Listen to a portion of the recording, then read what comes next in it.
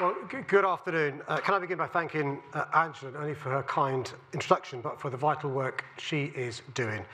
And the same goes for the brilliant Frank Kelly, who'll be speaking shortly after me. Look, I realise my session, this session, is the only thing standing between you and the drinks reception. So I'll try and keep my remarks quick. Look, I'm a pro-EU Remain voting politician. So I must admit, when I first saw an invite to come through to address the ERG, I thought it was a wind-up. But seriously, I appreciate there's a big difference between the Environmental Research Group and the European Research Group. One is guided by facts, analysis, and evidence, and the other by Jacob Rees-Mogg, Suella Braverman, and Marc Francois. Seriously, it's a privilege to be able to join you for this 30th anniversary event and to have the opportunity to pay tribute to you for your groundbreaking research and achievements. They've been crucial to both exposing the generational scandal that is toxic air pollution and to informing our collective response to it. In fact, you all deserve huge credit not only for developing and deepening our understanding of this threat, but for the contribution you're making to protecting public health. So please, let's start with a round of applause for everything you've accomplished over the last 3 decades.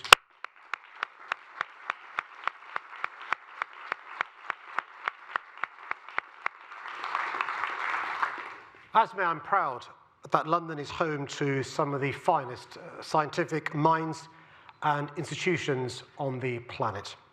Institutions like Imperial College London and the Royal College of Physicians, where we gather today. Indeed, it's an honour to speak at this college, the oldest medical college in England, founded more than 500 years ago by the scholar and priest Thomas Lineker.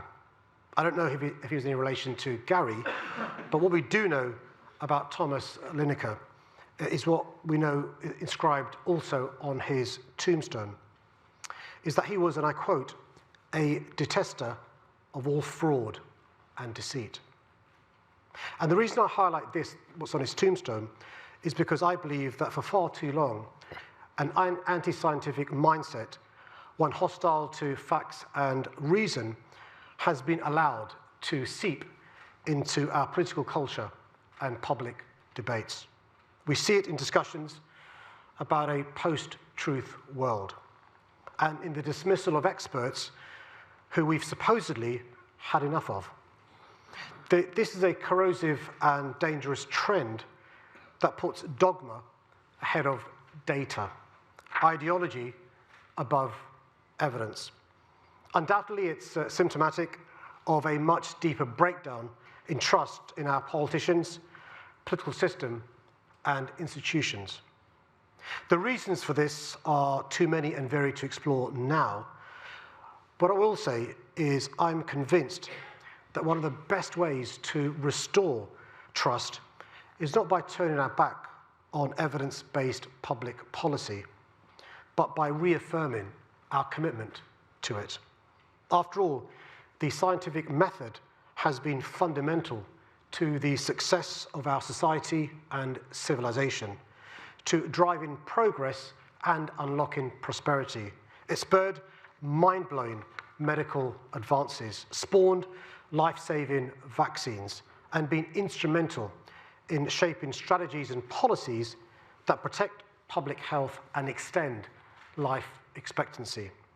That's why we must now, all of us, be mounting the strongest possible defense of science. Science should be, and must be, beyond party politics, with facts forming the basis for political consensus, and evidence the foundations of public policy. When it comes to the issue of air pollution, this has been precisely my approach. I've always sought to act in accordance with the evidence, in a manner that's consistent with the words of the economist John Maynard Keynes, who said, "When the facts change, I change my mind. But of course, in respect of the public health hazard, the facts aren't changing. They're only hardening and becoming starker by the day.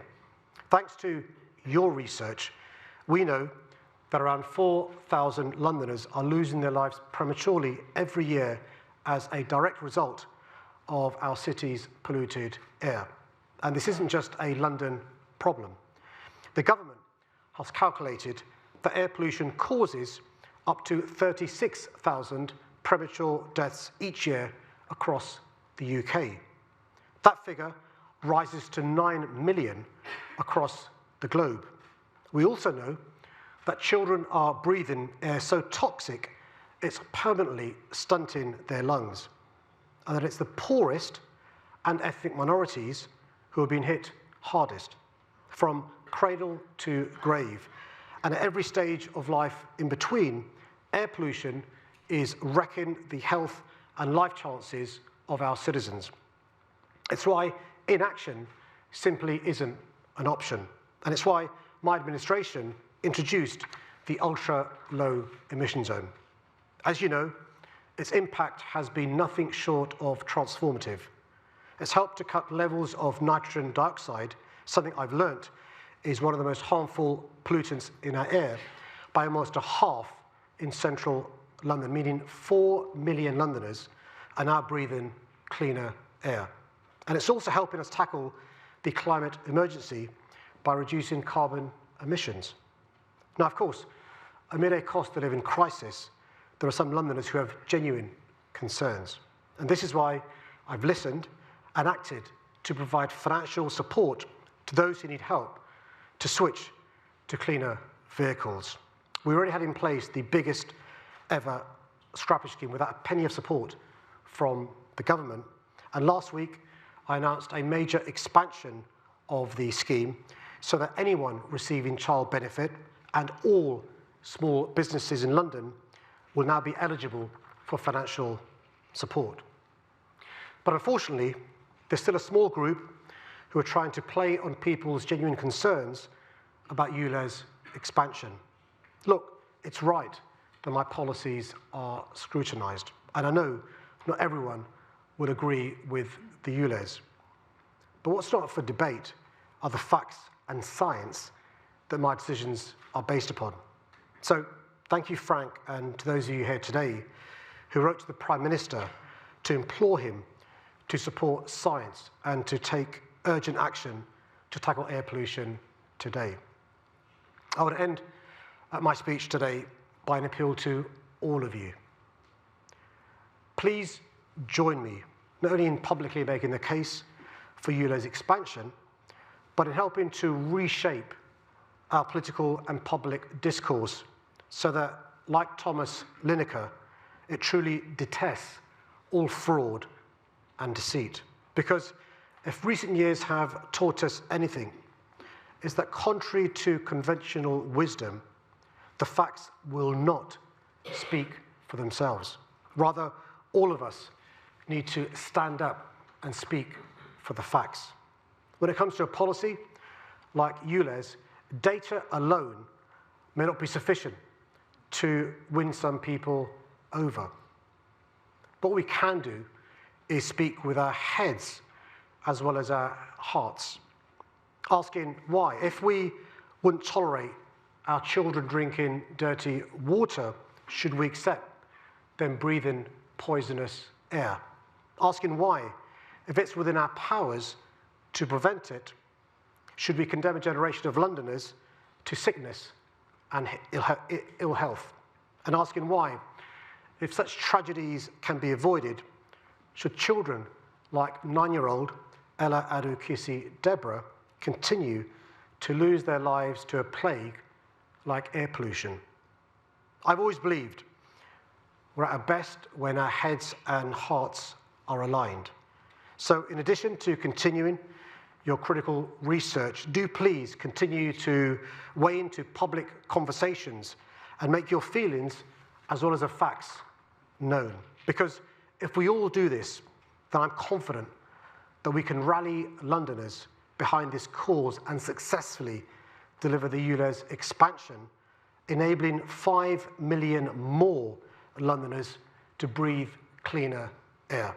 And at the same time, I'm confident we can also play our part in defending scientific principles and evidence-based policy, helping to safeguard public health, inspire bolder climate action, and restore trust in our experts, institutions, and democracy. And we mustn't forget, this is also what's at stake in this fight, a fight in which none of us can afford to take a backseat, and one we cannot afford to lose. Thank you.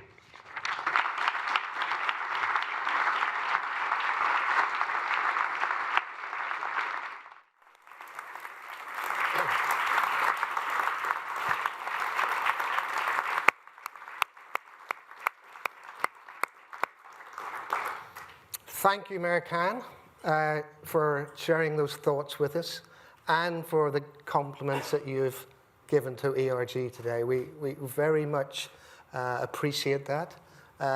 We have been fighting hard to understand the issues here in London for a long, long time, and we are happy to have provided the evidence which helps you develop the policies which we both believe are so important to introduce.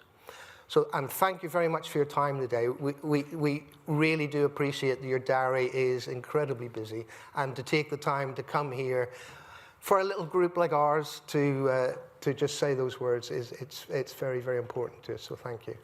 Now, I know you have to go very soon, but you have agreed to take a couple of personal questions. Sure. I've been thinking about these for a while.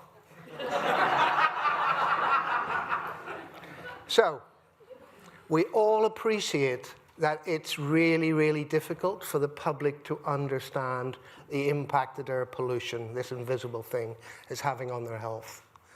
We also appreciate that, in fact, indoor air pollution is often worse than outdoor air pollution. And we spend 80–90% of our time indoors. So, can you tell me, you've done a lot for things happening outdoors with your ULEZ policy. Can you also develop an approach to improve understanding and maybe improve indoor environments in our public buildings, in our schools, in our health facilities? Yeah. Is that on your agenda? Sure, thanks, Frank. So yes, it is, but let me explain the problem we have, all of us have, is whether it's indoor air pollution or outdoor pollution. If we were meeting here in the middle of the 19th century, I'd be sharing with you that on my journey here, I could smell a big problem. The great stink caused by open sewers, cholera, major cause of thousands of deaths in London, which led to the famous Bazalgette sewers, which helped hygiene outdoor and indoor sewers indoors and so forth. If I was coming here in the middle of the last century, the middle of the 20th century, I would share with you that it was difficult getting here because of the great smog. Every couple of meters it was difficult to see, caused by power stations in the centre of our cities, which led to the Clean Air Act. Thousands of people died because of the great smog. So the great stink and the great smog. The problem with air pollution, Frank, whether it's indoor or outdoors, you can't see it. Often you can't smell it. And that's where you are incredibly important to firstly educate people how bad things are and then take action after getting permission. So with your help, Frank, we did a number of things a few years ago. We firstly put on children air quality packs.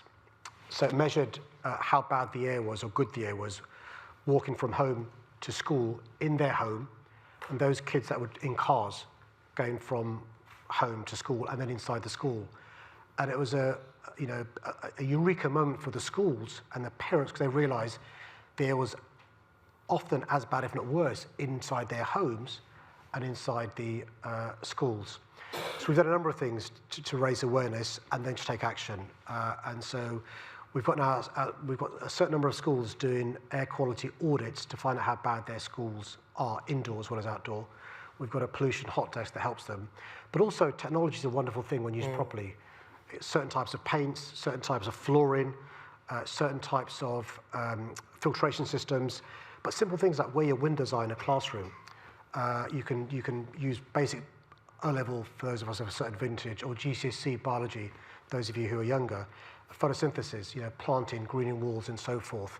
It is a big problem because people don't realize simple things like when you're driving a polluting vehicle, the driver of the vehicle and the two kids behind you are breathing in poison, right? Mm-hmm. And so we're trying to do lots of work on outdoor air pollution and on indoor. The big problem we have with indoor, Frank, is our limited powers.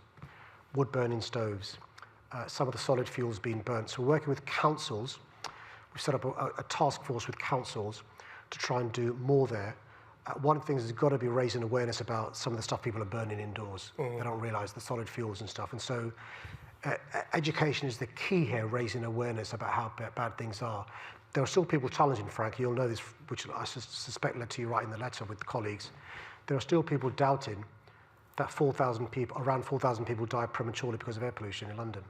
There are still people doubting around 36,000 people die in our country because of air pollution. There are still people doubting the links between air pollution and dementia, cancer, heart disease, asthma, and so forth. And so we've got to educate people about these issues. That's where, because of your credibility and you are impartial, you don't get involved in party politics, I need your help. Thank you. So another issue I know that's close to your heart is air pollution is increasingly seen as a social injustice issue for those on lower incomes and living in social housing. And, is this something which keeps you awake at night? Can I look for those so the reason why I got involved in politics was because of my passion to address social injustice.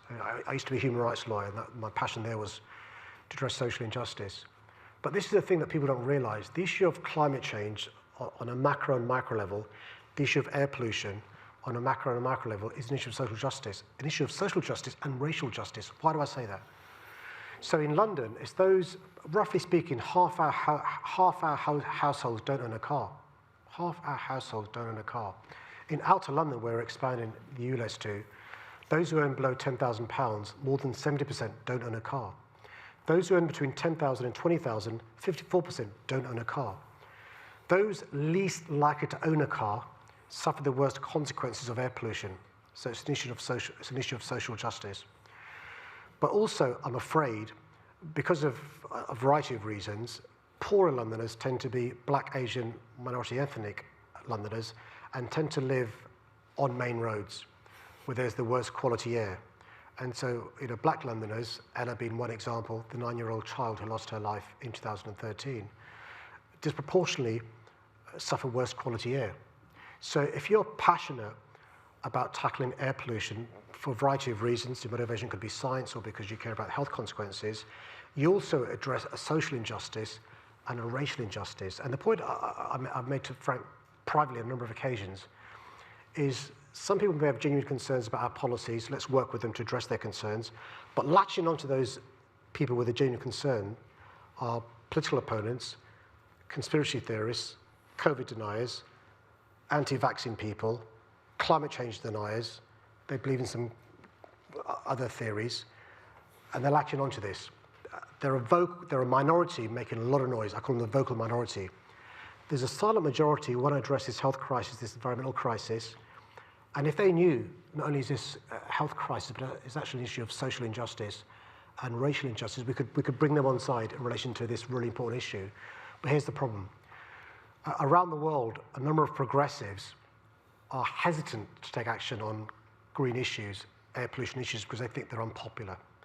You lose arguments, you lose votes, you lose elections, and that's what led me to write the book that Frank, you very kindly came to the launch of a couple of weeks ago. I've written a book called Breathe. My agent has asked me to say that. Copies are available outside. It's called Breathe, Tackling the Climate Emergency. And what the book is about is there's 7 big obstacles I realised over the last few years, from fatalism, nothing we can do about it. Apathy, it doesn't concern me. Cynicism, you're all the same. Deprioritisation, we've got to deprioritise. It's not a priority, let's focus on other issues. Hostility, we're experiencing it every day, Rosamund and I, cost and gridlock. And the issue of social justice and racial justice are personal to me. They'll got me involved in mainstream politics. But, it's also safety, because I'm cognizant that had Rosamund, who's here today, Ella's mum, been aware in 2011, 2012, 13, what was subsequently discovered, the correlation between traffic outside her home, air pollution, and the attacks and crises Ella was suffering, she could have taken action to support Ella and taken a different course. And that's why, with your help, we in London have the biggest number of air quality monitors of any city in the world. Because here's the irony. For those of you that suffer hay fever, you're very grateful, I'm sure, that when there's a weather forecast, they say high pollen count for tomorrow, right? You can take action to address the antihistamines and so forth. Well, where is the same level of attention to air quality alerts? The air's going to be bad tomorrow. If you're a child with health issues, respiratory issues, if you're pregnant, if you're of a certain age, try and avoid certain. Where's the, you know, we've got in London now air quality alerts and so forth, but we've got to recognise that actually it's the poorest Londoners, it's Black, Asian, minority ethnic Londoners who suffer. And by the way, the same applies across the globe. It's the global south suffering the worst consequences of climate change, least responsible for climate change. So yeah, it does keep you up at night. So I'm glad you raised the issue of your book, because I wasn't sure whether you would, Frank, so you know what I mean. So on reading that, I sort of learned that you're an athlete. And Well, somebody laughed when you said that. no, true. Listen, true. I've raced Mo Farah. We both did the London Marathon 2014. Yeah. Who else can say that, right? Hands up in the room who's done the London Marathon. No. Hands up who's raced Mo Farah. Now, because I trust you, I'll tell you, but don't. I was 2.5 hours behind him, but we don't mention that. I still think that's very impressive. Anyway, but seriously, my question is, as a consequence of training and undertaking the marathon in 2014, you developed adult asthma. With hindsight, knowing what would happen, would you still do that? It's a very good question. So Frank's been very generous. He's not telling the full story, which is when I was a lawyer and I became a salaried partner, I negotiated a car park space in central London for my Saab convertible. That was my negotiating tactic. And then when our first daughter was born, we went on to buy a Land Rover Discovery, because getting a car seat in the back of a 2-door Saab convertible was quite tricksy. I left London 4 times in all the years I had my Land Rover Discovery. I never went off-roading. The reason why I share that is that was my thinking. Climate change was an issue for tomorrow for them. I wasn't aware about these issues. And Frank is right to ask the question, because I asked myself this question: had I not run the... So what happens, I ran the marathon because the Evening Standard, London's premier paper, asked me to run the Standard. And I was trying to suck up to them to get them to support me to be the Labour candidate to be the mayor. And because Ed Ball said no, he's running for another charity. And so the good news is I ran the marathon, I raised lots of money for charity, I beat Ed Balls. But the bad news is the Standard didn't endorse me to be the candidate, and I got diagnosed with asthma. But that was a light bulb moment for me, because I was curious how somebody who was, an athlete, reasonably fit, could get asthma, breathing air in the city that I love, doing something that I love, running. And so I started doing my own research. It was 2014. I'd been a cabinet minister. I was in the shadow cabinet. I thought I knew my stuff. I had no idea that running in London could get you asthma. No idea. And then later on, when I became mayor, I learned about Rosamond and learned about Ella. And I learned that Rosamond was campaigning to have a second inquest, because, apologies, I'm talking about Rosamond like she's not here, but Rosamond's here, so apologies, Rosamond, if I'm talking about you like you're not here, sorry. So the first inquest, I'm paraphrasing, gave the cause of Ella's death as an asthma attack. And Rosamond was curious, and she met some great experts, many of them members of ERG, I should say as well. Met a great lawyer, Jocelyn, and she was campaigning for a second inquest because she then discovered the science, right? Really important. And so I supported Rosamond to try and get a second inquest. And the second inquest was the one that made history, which is, for the first time ever, air pollution was on Ella's death certificate. The first time that Rosamond knows about, we know about in the world. First time in the country, definitely. And the reason why that's important is because I remembered when I was an MP in 2006 voting to ban smoking in public places. Do you remember that? right? Because you could smoke here, right in a public place. Because for a long time, the tobacco companies knew, some experts knew, that passive smoking caused lung cancer.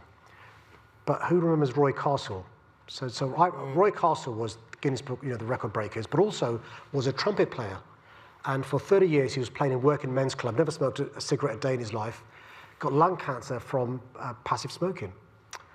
And so, but the Labour government was brilliant in many ways, but was scared about the vocal minority. So rather than whipping MPs to vote to ban smoking, it was a free vote.